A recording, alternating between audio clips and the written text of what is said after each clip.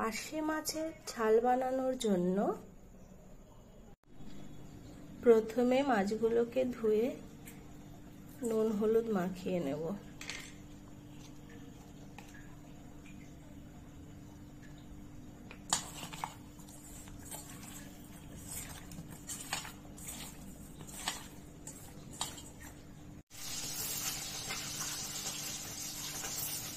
সর্ষে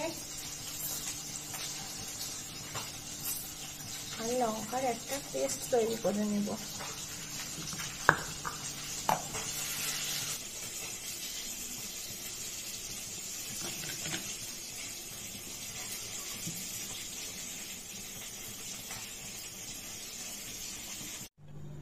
কড়াইতে তেল গরম করে নেব।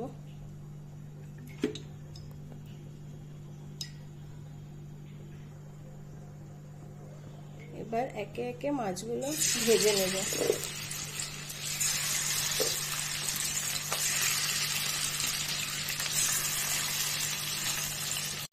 আমি সমস্ত মাছ ভেজে নিয়েছি। এবার তেলের মধ্যে সর্ষের পেস্টটা দিয়ে দেব। তারপর একটু হলুদ গুঁড়ো দিয়ে দেব। একটু নাড়িয়ে নেব। এবার আমি জল দিয়ে দেব।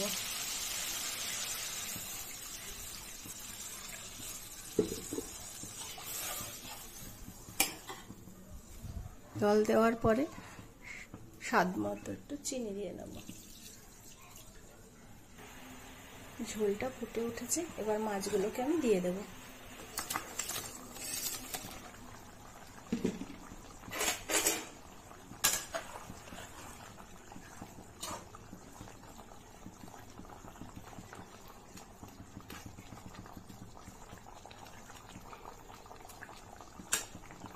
একটু ফুটে উঠলে তার মধ্যে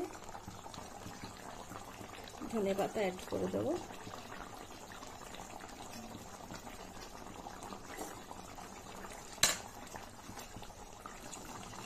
এইবার নামিয়ে নেব। তোমাদের ভালো লাগলে অবশ্যই লাইক, কমেন্ট আর শেয়ার করে দিও।